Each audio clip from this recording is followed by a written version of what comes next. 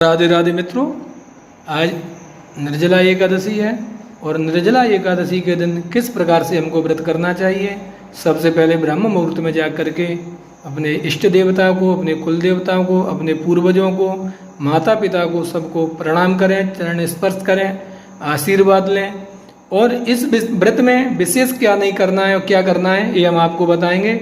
जैसे हम यहाँ आपको बता रहे हैं कि जैसे सबसे पहले जो है गणेश गौरी का पूजन जो हमने यहाँ किया है, षोडश मातृकाओं का पूजन भी किया है हमने, सप्तऋत मातृकाओं का पूजन किया है, कलश का पूजन हमने यहाँ किया है। उसके बाद में ब्रह्मादि सर्वतोभद्र मंडल का पूजन किया है। यहाँ राधा कृष्ण भगवान, राजा राम जानकी जी है, सूर्यादि नवग्रह देवताओं का यहाँ पूजन किया है। ये अखंड ज्योति है, ये रुद्र कलश है। ये सभी आपको हम ये दर्शन करा रहे हैं। इसके बाद में व्रत कैसे करना है और किस तरीके से व्रत करना है ये हम बताएंगे। व्रत एकादशी जो है, निर्जला एकादशी, ज्येष्ठ शुक्ल पक्ष की एकादशी को निर्जला एकादशी कहते हैं। वर्ष में 24 एकादशियाँ होती हैं और अधिक मास को मिलाकर के 26 एकादशी होती हैं। तो ये निर्जला एकादशी विशेष क्यों है, तो इसके बारे में पुराणांतर में कथा आती है कि भगवान कृष्ण ने, वेद व्यास जी ने और भगवान कृष्ण ने युधिष्ठिर को जब ज्ञान दिया है, तो धर्मराज युधिष्ठिर को जब ज्ञान दिया है तो उनसे कहा है कि भैया आप जो है प्रत्येक एकादशी का व्रत किया करें। तो सभी पांडवों ने इस बात को सुना और भीमसेन भी वहाँ बैठे। तो भीमसेन बोले भैया हम जो है हर महीने में 15 दिन में भूखे नहीं रह सकते, कोई सरल सा आप उपाय बताइए जो हम तरीके से कर सकें। तो यहाँ जो है वेद व्यास जी ने कहा, बोले आप जो है एक वर्ष में एक दिन निराहार रह सकते हैं। भीमसेन बोले हाँ, एक दिन तो मैं बोले भूखा रह सकता हूँ। तो आज निर्जला एकादशी के दिन भीमसेन ने जो है निर्जल, कुछ भी खाया पिया नहीं था, जल भी नहीं पिया था, कुछ फलाहार भी नहीं लिया था और निर्जल होकर के उन्होंने इस व्रत को किया था। तो इसलिए इस एकादशी का नाम निर्जला एकादशी पड़ा है।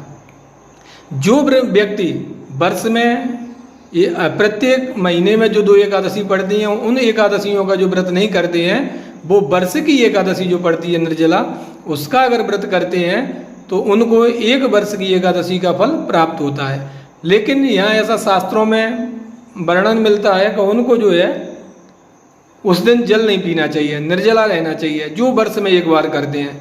और जो प्रत्येक महीने की दोनों एकादशियों का व्रत करते हैं, वो हमारे गुरुजी इत्यादि का ये मत है कि आप जो है निर्जला एकादशी का व्रत निर्जल रह के नहीं करें। अगर आपकी इच्छा है तो आप कर सकते हैं, अनिवार्य नहीं है कि आपको निर्जला एकादशी के दिन निर्जल रह करके ही व्रत करना चाहिए।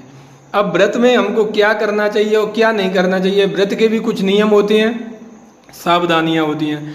तो व्रत जब भी हम करते हैं तो दशमी के दिन जो है एक दिन हमको, दशमी के दिन जो है एक समय भोजन करना चाहिए। उसके बाद में फिर हमको शाम के समय अन्न ग्रहण नहीं करना चाहिए।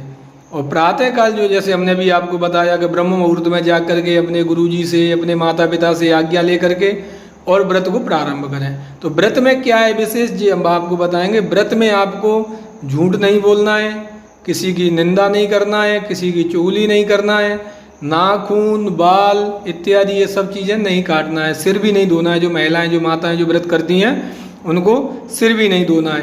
तो इस तरीके से जो है आप इस व्रत को करें, ये व्रत का नियम है।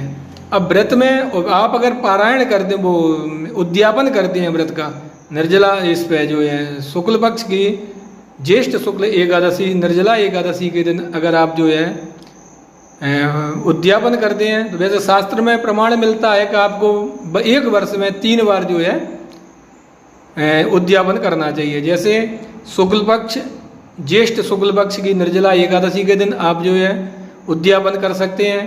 अगेन मार्गशीर्ष जिसको बोलते हैं उसकी उसमें भी आप दोनों एकादशियों में उद्यापन कर सकते हैं। और माघ में भी आप जो है एकादशियों का उद्यापन कर सकते हैं। ये एकादशी उद्यापन की का शास्त्र सम्मत विधान है। फिर जब आपके पास जब भी समय हो तो आप अपनी अनुकूलता के अनुसार उद्यापन कर सकते हैं। विशेष यही है कि जब भी आप व्रत करते हैं तो उस व्रत में उस व्रत की कथा को अवश्य सुने और प्रयास करें कि किसी से मिथ्या भाषण न हो। पूजा में, भजन में जितना ज़्यादा से ज़्यादा समय हो आप अपना पूजा पाठ में वो समय निकालें और यह प्रयास करें कि आपको किसी की निंदा इत्यादि न करना पड़े, किसी से क्रोध भरे वचन नहीं कहना पड़े, इस तरीके से आपको अपना दिनचर्या व्यवस्थित करना है। ये सब चीज़ें यहाँ हमने जो है आपको जैसे भी बताया कि सभी पीठों का यहाँ पूजन किया है, क्योंकि यहाँ जो है उद्यापन का विधान चल रहा है।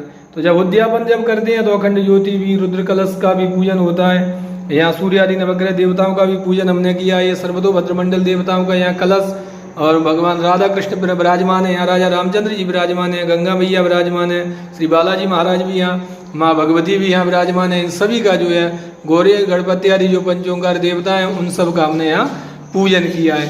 तो ये आप भी इस प्रकार जो है जब आप अगर उद्यापन करते हैं तो इस प्रकार से जो है आप पूजन करें। और ब्राह्मणों को यथा संख्या वैसे 26 ब्राह्मणों का विधान है कि आप 26 ब्राह्मणों को एकादशी के दिन जो है पारायण भोजन फलाहार करा करके द्वादशी में उनको पारायण कराएं।